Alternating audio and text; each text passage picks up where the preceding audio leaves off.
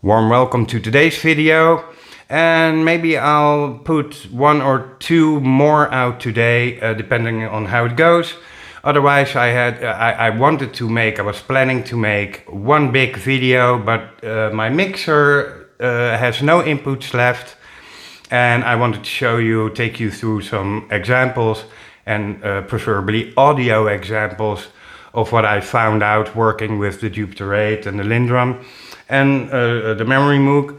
So to make it all audible and you don't hear me talk all the time, I decided to take the videos and do them in three-parter. So now this video is about making the previous video with the bass track for Crockett's theme, but without the strings. So I can play some strings over it. But now, the video is about making that and the bottlenecks and things I found out about the gear. The next video will be about the strings, and the third video will be an addendum to the strings video, because even then I have to change some cables, and I didn't want to do that in the middle of a video. So, about how I made the previous track. The gear is the Jupiter 8 in dual mode for the bassline.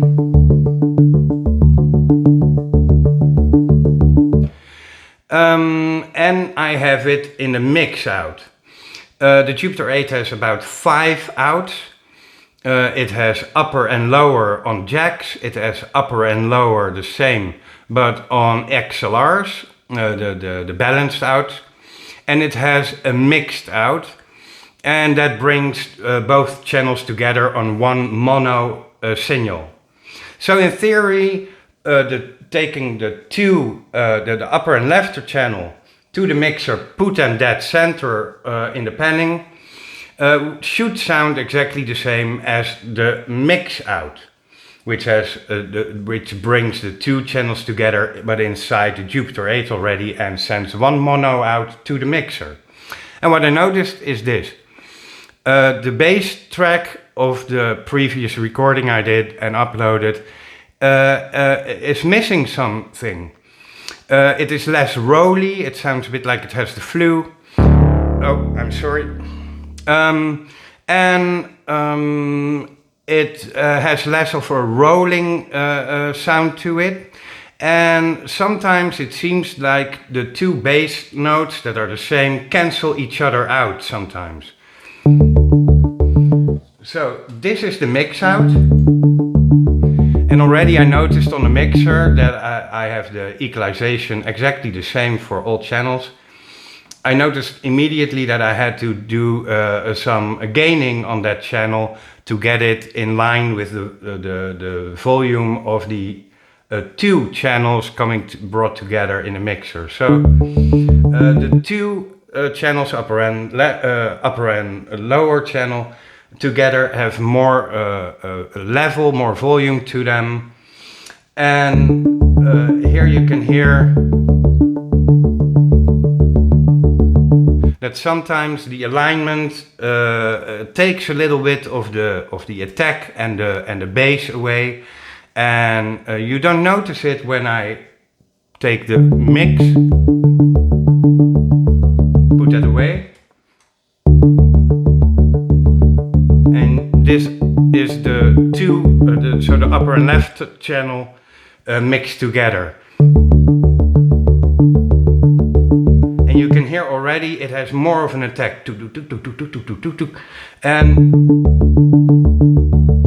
that kind of more aggressive attack is nowhere near what it is on the mix output. So what I should have done for authenticity reasons is take the two, so the upper and left channel, upper and lower channel, and mix them together in the mixer. The thing is, I have stereo ins, I have mono ins, and if I would do two mono ins into there, which is required to use the upper and left channel, I would have to miss one more channel on the mixer, which I couldn't do. So that's why I set this up in this way. So now you can hear, and and I put a little bass line to it.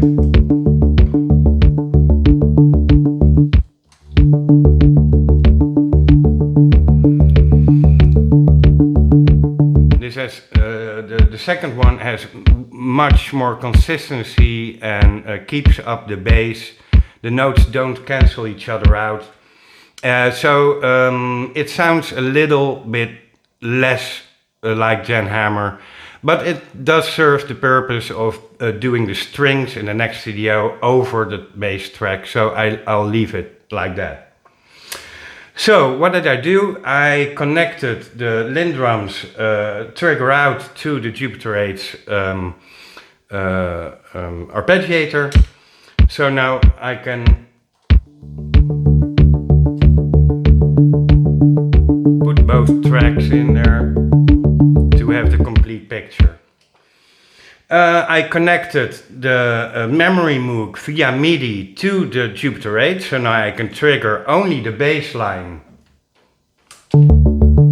from the Jupiter 8, or with the dramatic low bass note on the memory Moog. So sometimes in the beginning of the song it goes and then in the second verse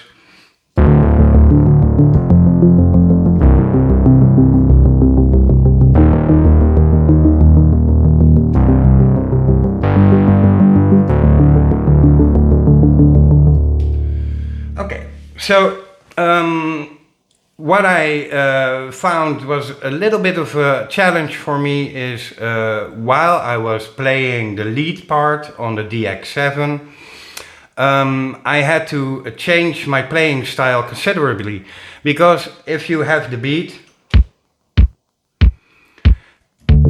and you play the line on the Jupiter 8,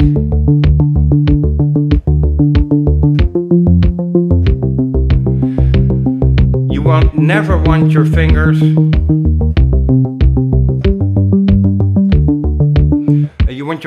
to be glued to the keyboard. Never let go of a note or jump from one note to another, or you get. So then you're missing out on bass notes. But the problem really wasn't that, because well, sometimes I'm not exactly in time and I miss one note.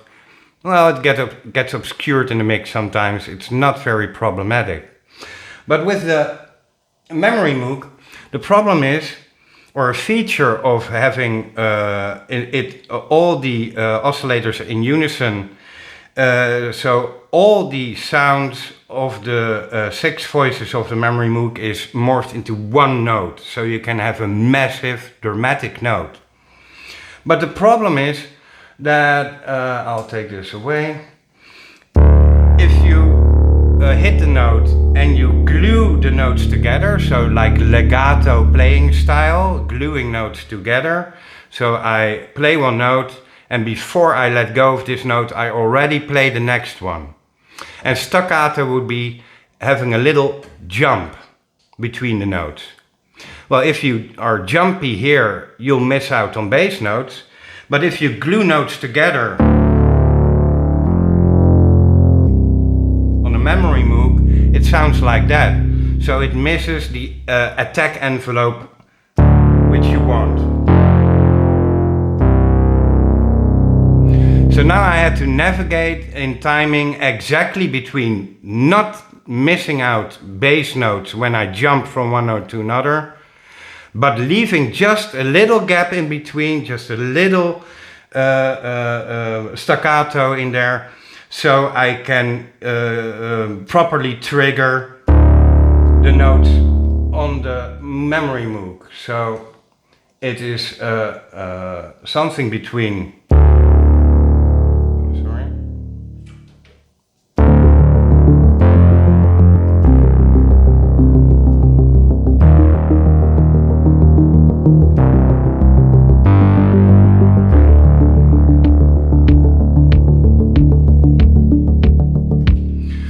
So as you can imagine, I'm not the best player in the world, while playing the lead, it was pretty hard sometimes to not jump too much between notes, but jump just enough to have the memory moog triggered properly, so it wouldn't sound like this.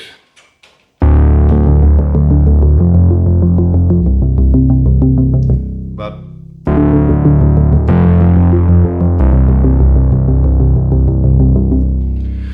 so that's interesting because the melody and the bass lines, they are simple enough, but this proved a little hard for me, I must imagine. So sometimes I think the lead part is played a little bit like wooden for my taste. But I managed to do it anyway, and it was very nice to have the bass line, the dramatic note, the drums, and the lead part under two hands and do it all the way without the strings on my own. It's always great fun. So that's about that. I mentioned the bass upper lower versus the mix out. So I have this is if you put them left and right. And this is when you put them mono together. So we're going to use that for now. And another thing is, why don't I use the sustain pedal, the hold pedal? Well, because if you play the bass line with the hold pedal, it sounds like this. So whatever I change on the envelopes, I can't get that drony sound away. And I don't like that. I want it to sound like this. So there's a small part where I have to go from here to here, and that's the only place where I used the hold pedal for just a tiny bit. So that was challenging too, but it was fun. So that's why I use no hold pedal, because otherwise it would sound like this. And that's not what I wanted. So now for the ratcheting of bass notes. This is what was explained to me by Remela. I think Tangerine Dream used to have like a 16th pattern like this. And then they would ratchet notes, which makes them twice as fast. And you can do something like that on the Linndrum. And let me show you what I mean.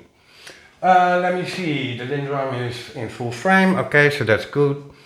Okay, so I have the bass line. So now the Linndrum triggers or sends out 16th notes to the, or 16th pulses to the Jupiter 8 arpeggiator.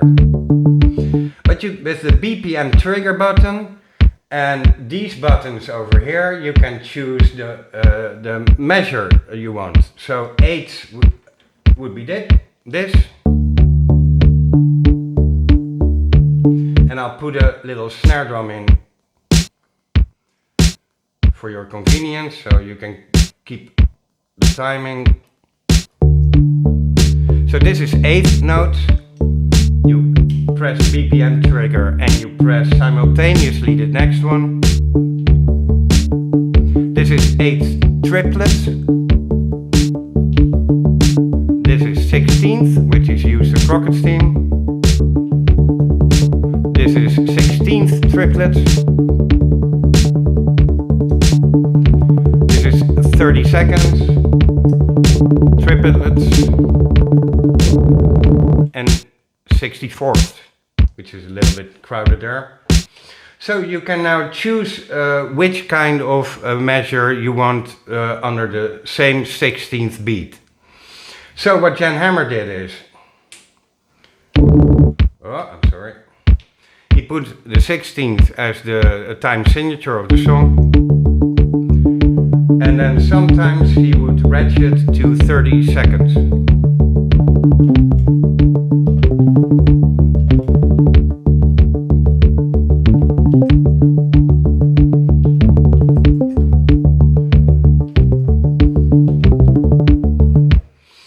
So the trick is, it doesn't start the new measure as you press. It takes up 4 notes before resetting the time signature. So I can press, and a little while later the time signature starts kicking in. So you have to get a little get used to the machine being upfront with the machine to tell it what you want. And then it will set in the measure on the next 4 notes.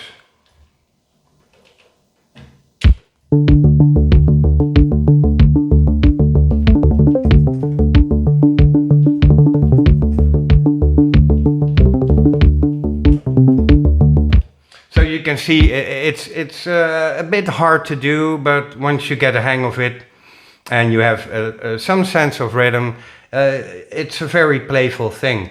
And I think it was really up to the genius of Jan Hammer to use the feature in that way, to make little adjustments, little variations on the bass line, or the bass line would be all 16th notes. So I think that's pretty cool. So that's about it for this video. Now let me explain what I want to do with the Linndrum in a while. What bothered me always was if you have the hi-hat on a normal drum set, you could play the hi-hat with the side of the stick and the tip of the stick. And that would make a groove.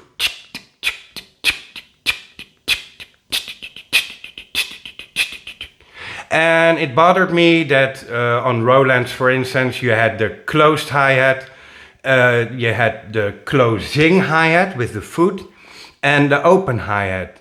And I really always wished that the closing hi-hat with the foot sample would be like a side stroke. So what I want to do is, I'm sorry again, it's not the most convenient setup I have here. So what I want to do is take the original Linndrum sample of the hi-hat and fade away a little bit of the attack time, put that sample on another EEPROM and put that in place of the cowbell, for instance. So now the cowbell will make for a side stick sound. So between the cowbell and the original hi-hat channel, I can use it to make like a grooving hi-hat. So that's exciting for me. I'll obviously come back to that when it's done. It will take a little while because I'm using the Linndrum still, and I have to sort out the EEPROMs to which I want that sound to be burned. So that's it for this video, and hopefully I'll see you in the next one. Bye bye.